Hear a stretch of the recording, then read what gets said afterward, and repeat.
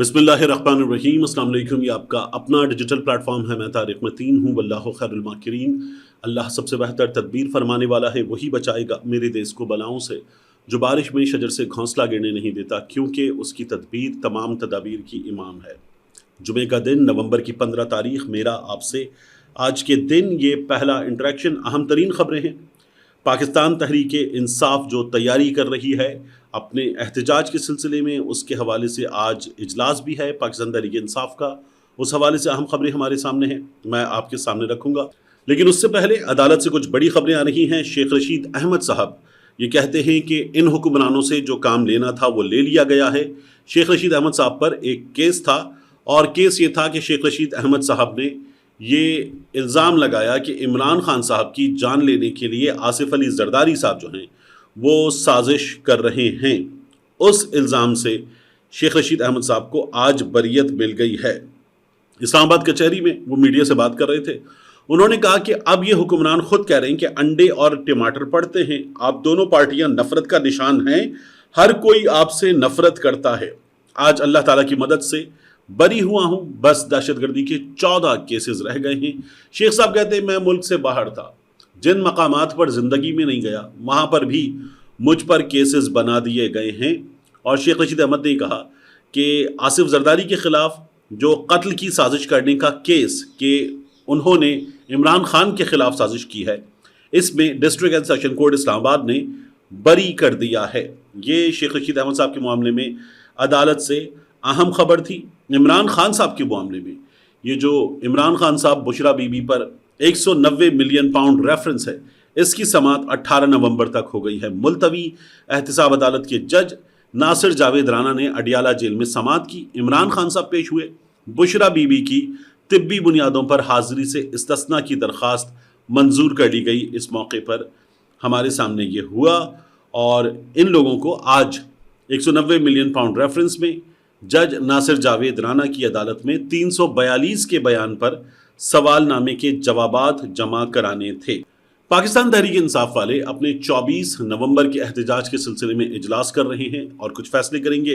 हम्माद अजहर साहब ने आज एक ट्वीट किया और वो कहते हैं कि इमरान खान के अहकामात के मुताबिक तहरीक इंसाफ की तमाम क़यादत 24 नवंबर को इस्लामाबाद की तरफ मार्च करेगी।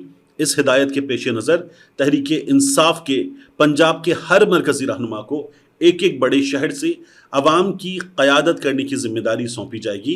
तलबा, नौजवान और कारकुन तैयारियां शुरू करें। खैबर पख्तूनख्वा से जो पूरा एहतजाज है उसको लीड करेंगे अली अमीन गंडापुर, और पंजाब से इस एहतजाज को हम्माद अजहर कहते हैं मैं खुद लीड करूँगा। ये पाकिस्तान तहरीक इंसाफ कर रही है। एक मुसलसल एतराज़ हो रहा था कि बुशरा बीबी वो क्यों होंगी, अलीमा खान साहिबा, उज़मा खान साहिबा, नौरीन खान साहिबा, ये लोग क्यों होंगी। तो शेख वक़ास अकरम का ये कहना है कि ये इमरान खान साहब की करीब तरीन अजीज़ हैं, उनकी ज़ौजा हैं बुशरा बीबी, उनकी हमशीरा हैं, और ये लोग इसलिए मौजूद होंगे कि अपने शौहर के लिए, अपने भाई के लिए ये लोग एहतजाज कर रहे हैं। ये लोग एहतजाज की हिकमत अमली, एहतजाज को लीड करना, एहतजाज के बारे में फ़ैसले करना, इस सिलसिले में इस एहतजाज में शामिल नहीं होंगे। शेख वक़ास अकरम ने अपनी मिसाल दी कि उनके भाई जिनका सियासत से कोई ताल्लुक़ नहीं है, उनकी हर पेशी पर मौजूद होते थे, उन्हें जेल में मिलने आते थे। तो जो खूनी रिश्ते हैं, जो करीब तरीन रिश्ते हैं, वो ऐसा ही करते हैं, ये उन्होंने बताया। अब पाकिस्तान तहरीक इंसाफ के हवाले से हिकमत अमली एक पाकिस्तान तहरीक इंसाफ तय कर रही है, एक हिकमत अमली हुकूमत तय कर रही है, जिसके बारे में हमारे कुछ डाउट्स हैं। वो डाउट्स ये कहते हैं कि खातिर मदारात का अहतमाम, तवाज़ो का अहतमाम, इन लोगों के इस्तक़बाल की तैयारियां हुकूमत ने ऐसी की हुई हैं कि ऐसी तैयारियां पहले कभी भी नहीं हुई, और अब ये लोग आएंगे, इन लोगों को लखपता जाएगा। ये तमाम लोग एक बुनियादी बात भूल जाते हैं कि मरियम नवाज़ शरीफ, बिलावल भुट्टो जरदारी, फजलुर रहमान, इमरान खान की हुकूमत में न सिर्फ ये पूरे मुल्क में जलसे हुए, रैलियां हुई, बल्कि ये लोग इस्लामाबाद की तरफ सब के सब लॉन्ग मार्चेस लेकर आए। और इमरान खान जो पहली बार वजारत उज़्मा के मनसब पर आया था, उसमें इतना सियासी ज़र्फ़ था, उसमें इतनी हिम्मत मौजूद थी कि उसने कहा आइए एहतजाज कीजिए, आपका बुनियादी आइनी जमहूरी हक़ है, आप इस एहतजाज के ज़रिए अगर लगता है आपको कि हुकूमत गिरा सकते हैं तो गिराने की कोशिश कीजिए, इस एहतजाज को नहीं रोका जाएगा।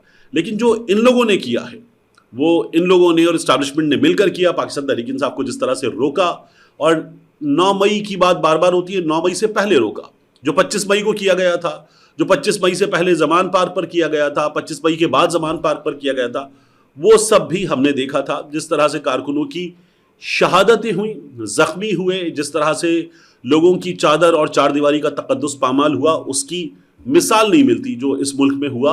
اور یہ وہ لوگ ہیں جو بار بار حکمران رہے, جنہیں جمہوری روایات کا پاس عمران خان سے زیادہ ہونا چاہیے تھا. اسٹیبلشمنٹ کو نہیں ہے, لیکن ان لوگوں کو تو زیادہ ہونا چاہیے تھا, مگر یہ ان سب نے کیا. اب سہیل وڑائی صاحب ایک بات کر رہے ہیں, وہ کہہ رہے ہیں کہ خیبر پختونخوا میں اسٹیبلشمنٹ کیا کرنے جا رہی ہے. ان کا یہ کہنا ہے کہ مجھے محسوس ہوتا ہے ایک بار پھر لوہا گرم ہے. اسٹیبلشمنٹ نئی سیاسی پارٹی یا گروپ کو میدان میں اتارنا ناگزیر سمجھ رہی ہے. یہ نئی کنگز پارٹی تحریک انصاف کے بیانیے اور اگلے الیکشن میں اس کے مقابلے کے لیے بنائی جائے گی. ریپبلکن پارٹی اور کنونشنل لیگ کے قیام سے یہ ناکام تجربے شروع ہوئے اور اب ایک نیا تجربہ ہونے والا ہے. اصل میں یہ سمجھا جا رہا ہے کہ کمزور پیپلز پارٹی اور بغیر بیانی کے نون لیگ سے مقتدرہ کو جس عوامی حمایت کی شدید خواہش ہے وہ اسے نہیں مل پا رہی. اسٹیبلشمنٹ, فوج کے بڑے یہ چاہتے ہیں کہ انہیں بھرپور عوامی حمایت ملے. وہ عوامی حمایت نون لیگ کی مدد سے نہیں مل سکتی, پیپلز پارٹی کی مدد سے نہیں مل سکتی. عمران خان کی حکومت کے دنوں میں ہم نے دیکھا تھا کہ یہ جو 1 پیج والی بات آج ہو رہی نا, یہ 1 پیج والی بات تب ہوتی تھی اور بہت زبردست انداز میں ہوتی تھی اور ہمیں ایکا نظر آتا تھا. اب نہیں آ رہا. عمران خان کی حکومت نے بھی غلط کیا تھا, ہائیبرڈ حکومت تھی, وہ ہائیبرڈ حکومت کہتے ہوئے ہچکچاتے تھے. اب یہ لوگ انتہائی اطمینان سے کہتے ہیں کہ جی ہم ہائیبرڈ ہیں, ہائیبرڈ پلس ہے. امریکہ میں بھی اسٹیبلشمنٹ کی حکومت ہے بھی, تو یہاں وہ یہ کہتے ہیں کہ ہماری کہاں حکومت, حکومت تو سرکار کی ہے. تو سہیل وڑائی صاحب یہ کہتے ہیں کہ اسٹیبلشمنٹ کو وہ حمایت نہیں مل پا رہی. مقتدرہ کو یہ بات بہت گراں گزر رہی ہے اور وہ چاہتی ہے کہ کارکردگی اور بیانیے کے ساتھ نئی لیڈرشپ میدان میں اتاری جائے. اب یہ بار بار مقتدرہ نئی لیڈرشپ میدان میں اتارے, فوج تو کہتی ہے ہمارا سیاست میں کام ہی نہیں ہے, لیکن فوج کی خواہشات بتاتے ہوئے تجزیہ کار یہ کہہ رہے ہیں کہ وہ ایک نئی جماعت اتارنا چاہتے ہیں. سہیل صاحب کہتے ہیں کہ ماضی کے ایسے تجربات زیادہ تر ناکام ہوئے, ماں سوائے نواز شریف اور عمران خان کے. نواز شریف بھی اس لیے کامیاب ہوئے کہ پیپلز پارٹی کمزور ہو چکی تھی, تو نواز شریف نے اسے مقتدرہ کی مدد سے پنجاب بدر کر دیا. عمران خان اس لیے کامیاب ہوئے کہ پیپلز پارٹی اور نون لیگ میں اتحاد ہو چکا تھا, چنانچہ فوج کی مہربانی سے اپوزیشن کا خلا آسانی سے پر ہو گیا. مقتدر حلقوں میں یہ سوچ ہے کہ عمران خان کے خلاف کوئی مؤثر بیانیہ, کارکردگی والی لیڈرشپ اور مضبوط شخصیت ہی کارگر ہو سکتی ہے. میری رائے میں تو مصنوعی تجربے ناکام ہی ہوتے ہیں. خیر دیکھیے اس بار کیا ہوتا ہے, کیا کوئی نواز شریف پیدا ہوتا ہے یا پھر ناکام میاں اظہر یا ناکام راؤ سکندر اقبال یا ناکام جہانگیر ترین.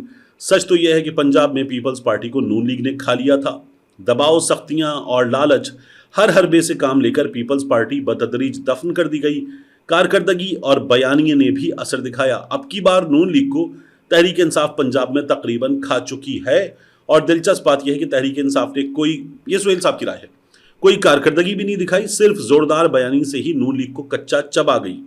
اب تحریک انصاف کا امتحان شروع ہے, مگر بچوں نے منہ کھول لیا ہے اور اس بار شکار تحریک انصاف ہوگی. پارٹی کے اندر کامیابی سے گروپ بندی ہو چکی ہے, اور یوٹیوبر اور انتہا پسند ایک طرف ہیں اور منتخب اور سنجیدہ قیادت دوسری طرف. پارٹی کے اندر مقتدرہ کی جڑیں مضبوط ہو چکی ہیں, دیکھیں وہ اپنے پسندیدہ لوگوں کو کب ظاہر کرتی ہے. یہ سہیل وڑائی صاحب نے کہا ہے. ایک تو بات یہ کہ یہ جو مقتدرہ کی جڑیں, اسٹیبلشمنٹ کی جڑیں, یہ بات ہو رہی ہے تو ان کی جڑیں کمزور ہوئی ہیں. پاکستان کی عوام میں ان کی جڑیں کمزور ہوئی ہیں. ان کے خلاف اس وقت جو جذبات ہیں وہ جذبات پوری طرح سے بیان بھی نہیں کیے جا سکتے, وہ جذبات سوشل میڈیا پر دیکھے جا سکتے ہیں. سہیل وڑائی صاحب کو اور مقتدرہ کو اس بات کا احساس کرنا چاہیے کہ ان کی جڑیں ان لوگوں کے ساتھ, نون لیگ کے ساتھ, پیپلز پارٹی کے ساتھ بری طرح سے کمزور نہیں ہوئی, کھوکھلی ہو گئی ہیں.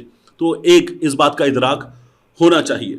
دوسرا جواب یہ کہہ رہے ہیں کہ کون کس کے ساتھ ہے, یوٹیوبر کس کے ساتھ ہیں, کون سے رہنما کس کے ساتھ ہیں. تو ایک بات بھول رہے ہیں سہیل وڑائی صاحب بھی اور مقتدرہ بھی کہ عوام عمران خان کے ساتھ ہیں. عمران خان کو جو ووٹ ملا تھا, جو اٹھا کے نون لیگ کو دے دیا گیا, کسی حد تک پیپلز پارٹی کو دے دیا گیا, دیگر لوگوں کو دے دیا گیا, ایم کیو ایم کو دے دیا گیا شہری سندھ میں, وہ عمران خان کا ایسا ووٹ تھا کہ ایسا ووٹ اس ملک میں کبھی نہیں ملا. اسٹیبلشمنٹ عمران خان کے خلاف, میڈیا عمران خان کے خلاف, دیگر جماعتیں عمران خان کے خلاف, عمران خان کی جماعت کے بندے توڑ کر جس طرح کی نازیبا مہم عمران خان کے خلاف چلائی گئی, اس کے باوجود بھی عدالت سے قاضی فائز عیسیٰ نے جس طرح کی سہولت کاری کی, اس کے باوجود بھی پاکستان تحریک انصاف نے جو کامیابی حاصل کی ہے مثالی ہے. تو یہ جو سہیل وڑائی صاحب اپنے تجزیے میں لکھ رہے ہیں باتیں، حقیقت میں بہت سی باتیں مس کر گئے، مائنس کر گئے، تو ادراک نہیں ہے۔ نجم سیٹھی صاحب بھی اس بارے میں ایک بات کرتے ہیں، وہ یہ کہتے ہیں کہ عمران خان کو عمران خان کی مرضی کے بغیر ہی ملک سے نکال دیا جائے گا۔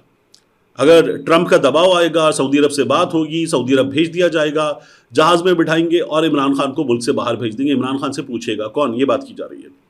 ایک تو عمران خان سے پوچھے گا کون، اتنا بڑا مذاق ہے۔ دوسرا، عمران خان کو آپ بھیج دیں گے، عمران خان فوری واپس آنے کی کرے گا، وہ نواز شریف نہیں ہے جا کے بیٹھ جائے گا، وہ سعودی عرب میں جا کے بیٹھ جائے اور وہاں جا کر کہے کہ جی اللہ کی مرضی ہے، اللہ نے بھیجا ہے اور میں آ گیا ہوں۔ یہ عمران خان کا مٹیریل ہی نہیں ہے، عمران خان اس مٹیریل کا بنا ہوا ہی نہیں ہے، تو یہ بیکار کی بات ہے۔ دوسرا، عمران خان کو بھیج دیں، کسی بھی حال میں بھیج دیں، یہ اگر اسٹیبلشمنٹ کی اور اس حکومت کی خواہش اور کوشش ہے تو پھر عمران خان نے ان سب کو مکمل طور پر ناکام کر دیا ہے۔ یہ عمران خان کو جیل میں رکھ کے نہیں توڑ سکے، اس بات کا صاف طور پر یہ اعتراف ہے کہ یہ لوگ اس سلسلے میں پوری طرح سے ناکام ہو چکے اور یہ جنگ عمران خان ان سے یہاں جیت چکا ہے۔ اس کے بعد میں آپ سے عرض کروں، ہمارے سامنے آج سپریم کورٹ آف پاکستان سے ایک پریس ریلیز آئی۔ یہ پریس ریلیز نئے chief justice mister justice Yahya Afridi صاحب کی پریشانی کا اعتراف ہے۔ باقاعدہ طور پر انہوں نے بتا دیا کہ وہ بری طرح سے پریشان ہیں اور اب ان کی سپریم کورٹ کے جو دانت ٹوٹ چکے ہیں، ان کی سپریم کورٹ کی جو طاقت ختم ہو چکی ہے، اس نے انہیں پریشان کیا۔ اسی لیے یحییٰ آفریدی صاحب کے ویژن کے مطابق ان کی جانب سے لگائے گئے نئے رجسٹرار صاحب نے کیا کام کیا، دیکھیے۔ یہ پریس ریلیز بتاتی ہے، as part of the commitment and vision of the honourable chief justice of Pakistan mister justice Yahya Afridi to reform and improve the judicial system for the swift delivery of justice, انصاف کی تیز تر فراہمی کے لیے یحییٰ آفریدی صاحب کا vision. Mister Muhammad Saleem Khan, registrar of the supreme court of Pakistan, made a visit to the supreme court building. انہوں نے اس کے لیے سپریم کورٹ کی عمارت کا دورہ کیا، جس عمارت میں ہیں اس عمارت کا دورہ کیا ہے۔ The inspection covered the institution branch, information desk, police front desk and parking area to assess current processes and identify opportunities for systematic improvement۔ تو یہ کیا گیا ہے، سپریم کورٹ کے کچھ حصوں کا رجسٹرار صاحب نے دورہ کیا تاکہ انصاف کی فراہمی تیز ہو، پارکنگ وغیرہ کا، ممکن ہے کچھ اور حصے سپریم کورٹ کے دیکھے ہوں۔ ٹوٹل کوئی 62 کنال کے قریب ہماری سپریم کورٹ کی بلڈنگ ہے۔ کراچی میں یہ جو 500 گز کا بنگلہ ہوتا ہے، ایسے 62 بنگلے، لاہور میں 62 بنگلوں کے برابر ٹوٹل ایریا، اس میں سے مجھے لگا کوئی 20% ایریا کا وزٹ کر لیا ہوگا۔ میں نے سپریم کورٹ آف پاکستان کور کرنے والے، سپریم کورٹ میں اس وقت موجود ایک رپورٹر نے اس سے پوچھا، میں نے کہا کوئی 20% ایریا کور کر لیا ہوگا جو دیکھا ہوگا انصاف کے نظام کی بہتری کے لیے؟ انہوں نے کہا کوئی 2% ایریا کا دورہ کیا ہے، 2%۔ اور جیسے بھارت میں اس عمارت کا دورہ کر کے نظام انصاف کی بہتری۔ یحییٰ آفریدی صاحب جب سپریم کورٹ میں اب ان کے پاس کچھ نہیں ہے اور تمام اہم ترین مقدمات امین الدین خان صاحب کی سربراہی میں جو آئینی بینچز ہیں وہاں چلے گئے ہیں، تو اب یہی ہو سکتا ہے کہ خبر لگے کچھ کر رہے ہیں، یہ پتہ چلے، تو یہ ہو رہا ہے۔ میں نے آپ کو پہلے بھی بتایا تھا ایک میم کے ذریعے کہ وہ جو بچے گیم کھیل رہے ہیں ان کے ہاتھ میں کنٹرولر ہے، اور ایک بچے کو یہ تسلی دینے کے لیے کہ تم بھی کنٹرول کر رہے ہو اس گیم کو، اس کی والدہ اس کے ہاتھ میں کنٹرولر پکڑا دیتی ہے جس کی لیڈ بھی نہیں لگی ہوتی۔ تو یہ ہماری سپریم کورٹ کا اس وقت حال ہے۔ آخر میں مجھے آپ سے ایک بات کرنی ہے، یہ بات کرتے ہوئے مجھے کچھ تکلیف ہوتی ہے، لیکن یہ بات مجھے آپ سے ضرور کرنی ہے۔ دیکھیے، میجر حسیب شہید جن کی شہادت کی خبر چل رہی ہے، ان کے ساتھ دیگر آفیسرز کی، جوانوں کی شہادت کی خبر چل رہی ہے، انہوں نے جامع شہادت نوش کیا۔ ہماری فوج کے افسران کی، خاص طور پر سپاہیوں کے جامع شہادت نوش کرنے کی بلوچستان سے، خیبر پختونخوا کے مختلف علاقوں سے ہمارے سامنے ہفتے میں 2 سے 3 بار خبریں آتی ہیں کہ انہوں نے جامع شہادت نوش کیا۔ میجر حسیب کے واقعے کے بعد میں کچھ سوشل میڈیا پر پوسٹ دیکھ رہا تھا، اس میں کچھ ایسے لوگ جن کے ناموں کے آگے بلوچ لکھا ہوا ہے، یا تو وہ ان خیالات سے متاثر ہیں جو بلوچ شدت پسند تنظیموں کے ہیں، یا وہ بلوچستان کے حالات سے پریشان ہیں، انہوں نے کچھ تنقید کی۔ اس کے علاوہ کچھ تنقید کچھ دیگر اکاؤنٹ سے ہوئی ہے، اور میجر حسیب کی تصویر اور جو شاہد لنڈ ڈکیت مارا گیا کچے کے علاقے کا، اس کی تصویر لگا کر بات کی جا رہی ہے کہ شاہد لنڈ کی شہادت پہ زیادہ افسوس ہوا تھا، میجر حسیب کی شہادت پہ افسوس نہیں ہوا ہے۔ تو وہ تمام لوگ جو یہ باتیں کر رہے ہیں نا، میں ان سے ایک بات کہوں آپ کو، میں نے پہلے بھی کہا کہ یہ فوج کا ادارہ، اس پر تنقید کی جا سکتی ہے، آئین آپ کو اس بات کی اجازت دیتا ہے، لیکن کچھ حدود و قیود ہیں، ان حدود و قیود کے ساتھ تنقید کی جا سکتی ہے۔ آپ آرمی چیف عاصم منیر پہ تنقید کر سکتے ہیں، آپ جنرل عاصم ملک پہ تنقید کر سکتے ہیں جو ڈی جی ایس آئی ہیں، آپ جنرل احمد شریف پہ تنقید کر سکتے ہیں۔ میں نے ابھی تنقید کی جو انہوں نے کہا تھا جہیز میں لے کر آئے تھے، بالکل غلط بات کی تھی۔ فوج میں جو افسران ہیں، اسٹیبلشمنٹ کے بڑے ہیں، ان کی سیاست میں انوالومنٹ ہے، آپ اس پہ تنقید کر سکتے ہیں۔ ان کی پالیسیز ہیں، ان پہ تنقید کر سکتے ہیں۔ اس وقت جو حکومت ہے اس کے ساتھ ان کا جو ورکنگ ریلیشن شپ ہے، آپ اس پہ تنقید کر سکتے ہیں، کوئی پرابلم نہیں ہے۔ آپ جب تک تنقید کر رہے ہیں حدود و قیود کے اندر، آپ کو کوئی ویگو ڈالا کے اٹھا کے لے کر بھی نہیں جائے گا، یہ بالکل کیا جا سکتا ہے۔ آپ جنرل باجوہ پہ تنقید کرتے ہیں، ان کے قریب ترین افراد کی جائیداد کس طرح سے بڑھ گئی تھی، جنرل راحیل شریف پہ تنقید کرتے ہیں، عاصم سلیم باجوہ پہ تنقید کرتے ہیں، آپ جنرل کیانی پہ تنقید کرتے ہیں، کسی کو کوئی پرابلم نہیں ہے۔ لیکن جب آپ میجر حسیب پہ، شہید ہونے والوں پہ، اہلکاروں پہ تنقید کرتے ہیں اور کسی ڈکیت سے ان کا موازنہ کرتے ہیں، تو یہ ظلم مت کیجیے، یہ ظلم مت کیجیے، کیونکہ جن پر آپ تنقید کر رہے ہیں ان کا ان بڑوں کی پالیسیز سے کوئی لینا دینا نہیں ہے، اور جن حالات میں انہوں نے جام شہادت نوش کیا ہے وہ حالات بھی اسٹیبلشمنٹ کے، سیاست کے بڑوں کے پیدا کردہ ہیں۔ یہ 25-26 سال کے، 30-32 سال کے آفیسرز، جوان جو اپنی جانیں قربان کر رہے ہیں، یہ حالات ان کے پیدا کردہ نہیں ہیں۔ ان حالات میں بھی یہ لوگ اپنی زندگیاں پیش کر رہے ہیں، اپنی جان نچھاور کر رہے ہیں، پاکستان کے لیے، آپ کے لیے، میرے لیے، ان دا لائن آف ڈیوٹی یہ اپنی جان دے رہے ہیں۔ اس سے بڑی کوئی بات نہیں ہو سکتی، اور اس پر اگر تنقید کی جاتی ہے اور تنقید کرنے والے حقائق سے بالکل بے خبر ہو کے ان پہ تنقید کرتے ہیں، یہ ظلم مت کیجیے۔ میں آپ سے پہلے ہی کہہ رہا ہوں کہ آپ یحییٰ آفریدی پہ تنقید کریں، قاضی فائز عیسیٰ پہ تنقید کریں، شہباز شریف پہ، نواز شریف پہ تنقید کریں، تنقید کرنا is not an issue. Army chief پہ تنقید کریں، it is not an issue. لیکن اگر آپ شہید پر، جس کے گھر والے جو ریسیو کر رہے ہیں نا، وہ کئی بار مکمل جسد خاکی بھی نہیں ہوتا، وہ جو آپ کے سامنے ایک کیپ، ایک یونیفارم کے اوپر رکھ کے دی جاتی ہے، تو اس تابوت میں کئی بار مکمل جسد خاکی بھی نہیں ہوتا، اس میں کچھ حصے ہوتے ہیں، کچھ ٹکڑے ہوتے ہیں، کچھ ٹکڑے جب وہ دھماکے سے اڑ جاتا ہے تو وہ ملتے بھی نہیں ہیں۔ آپ ان پہ تنقید کر رہے ہیں، آپ ان بچوں کی دل آزاری کر رہے ہیں جو 5-6 سال کے ہیں، جنہوں نے اپنا باپ کھو دیا ہے۔ آپ اس بیوہ کی دل آزاری کر رہے ہیں جس کی شاید ہاتھوں کی مہندی بھی نہیں سوکھی۔ آپ اس ماں کی دل آزاری کر رہے ہیں جس نے اپنا لخت جگر وطن پہ قربان کیا ہے، اس کا ماتھا چوم کے اس کو بھیجا تھا، اس ماتھے کو گولی چاٹ گئی ہے، آپ اس کی دل آزاری کر رہے ہیں۔ یہ دل آزاری کرنے کا مجھے، آپ کو، ہم میں سے کسی کو کوئی اختیار، کوئی حق نہیں ہے۔ ملتے ہیں انشاءاللہ آپ سے اگلی ویڈیو میں۔